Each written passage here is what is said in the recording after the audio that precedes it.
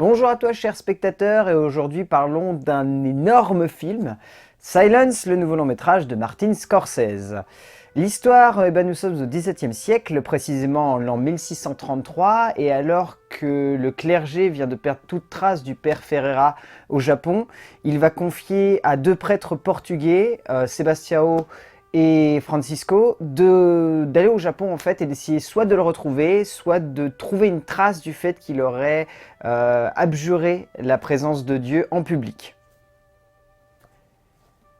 C'est pas un petit film dont on parle aujourd'hui, c'est quand même le nouveau long métrage de Martin Scorsese.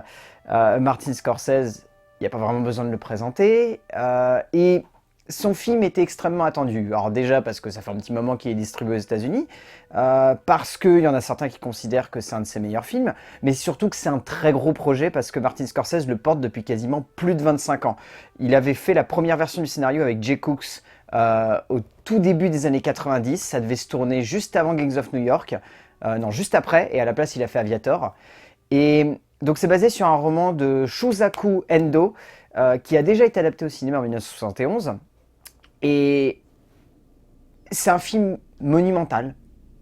Il n'y a pas d'autre mot en fait pour définir Silence. C'est un film qui est imposant, qui est extrêmement scorsésien tout en étant beaucoup plus dans l'esprit du Scorsese des années 90 plutôt que le Scorsese des années 2000. Ceux qui vont le voir vont peut-être être perturbés si vous avez été habitué au style de Scorsese pour le Loup de Wall Street ou pour Les Infiltrés, parce qu'on est sur un style qui est beaucoup plus posé que ce qu'on a eu dans ses précédents métrages. Dans ses précédents métrages, il avait vraiment renoué avec sa veine Les Affranchis et Casino. Là, on est plus sur la veine la dernière tentation du Christ ou Kundun, c'est-à-dire quelque chose de extrêmement posé qui va beaucoup plus jouer avec des outils cinématographiques très sensoriels et très immersifs.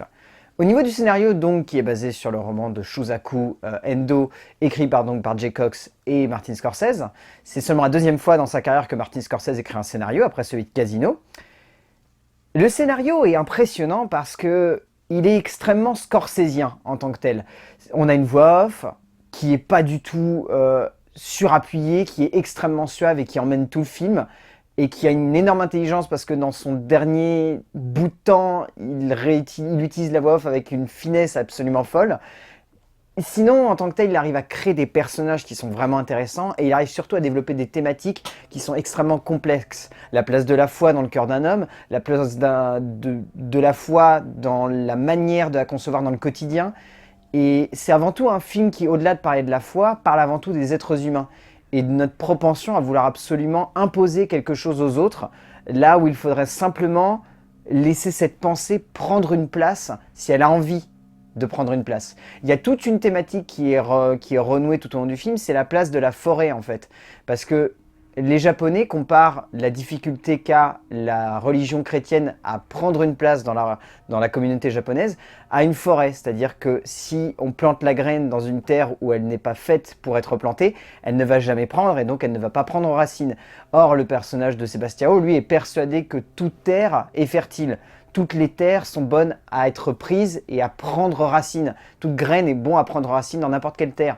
Et c'est assez génial de voir qu'il arrive à répartir ça, Martin Scorsese et Jay Cox, au niveau du scénario, par le biais notamment de la présence de plus ou moins de personnages dans le cadre et dans les différentes scènes. Ce qui fait qu'en fonction de ça, on arrive justement à relier cette thématique de la forêt par le biais du nombre de personnages qui est présent dans ces différentes scènes.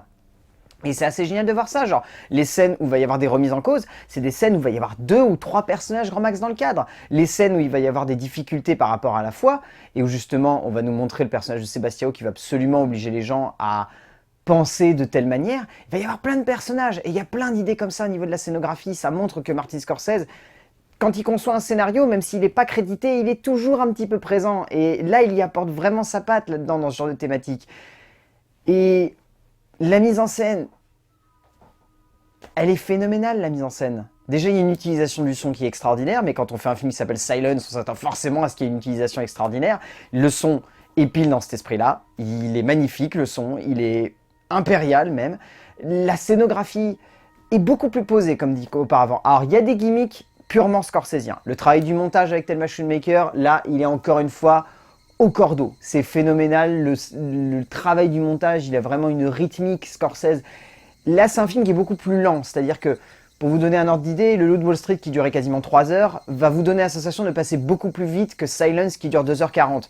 Parce que là où il est extrêmement punchy et dynamique dans Le Loup de Wall Street, là avec Thelma Schoonmaker, dans ce film-là, Scorsese, il a voulu vraiment travailler un montage qui va beaucoup plus laisser de la place à la réflexion durant chaque séquence, ce qui fait qu'on va avoir l'impression que le temps est ample, le temps est large, le temps est extrêmement diffus tout au long du film, ce qui donne cette sensation presque de planer dans une espèce d'ambiance extrêmement fantomatique, presque stratosphérique, où on a vraiment ce côté très, très planant qui englobe le long métrage, par le biais du travail de la musique également qui accompagne ça, mais c'est vraiment le montage qui aide beaucoup là-dedans, et ouais, c'est dingue de voir des metteurs en scène avoir autant d'osmose avec leurs monteurs dans un film, parce que là, ça se ressent vraiment, c'est assez impressionnant. Ça fonctionne à merveille. Et puis ouais, donc le travail du son est extrêmement intelligent. Les 2-3 gimmicks de Martin Scorsese, c'est au niveau du mouvement. Il doit y avoir 3-4 plans, on va y avoir un immense mouvement qui va faire un gros travelling arrière pour essayer de nous resituer la place du personnage dans le cadre. C'est 2-3 quelques gimmicks qu'on a de Scorsese dans le film, parce que sinon il essaie vraiment de s'effacer pour laisser place à des cadres amples où il va vraiment mettre en avant soit les personnages au sein des décors dans lesquels ils se trouvent, soit la place des personnages au sein du Japon. Enfin, il y a de très belles idées dans la mise en scène de Scorsese, encore une fois, ce qui confirme que c'est un mec qui sait se réinventer.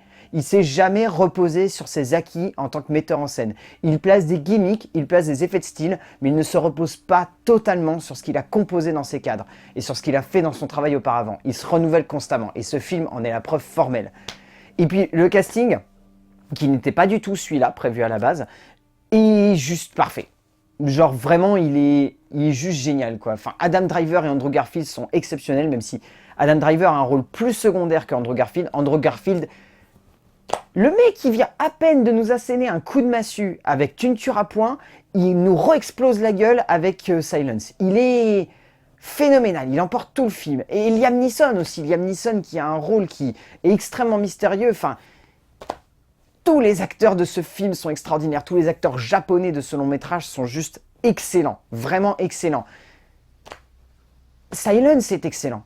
Silence est excellent parce que c'est un film qui est long, ok, mais quand un film épouse sa longueur avec autant de force que le fait Scorsese, ça donne des œuvres qui sont sublimes, qui sont entraînantes et qui sont passionnantes à étudier, à regarder et à simplement savourer sur l'instant. Si vous avez l'occasion d'aller voir Silence de Martin Scorsese, c'est un immanquable du début d'année. Allez-y, c'est une tuerie ce film, vraiment. A plus.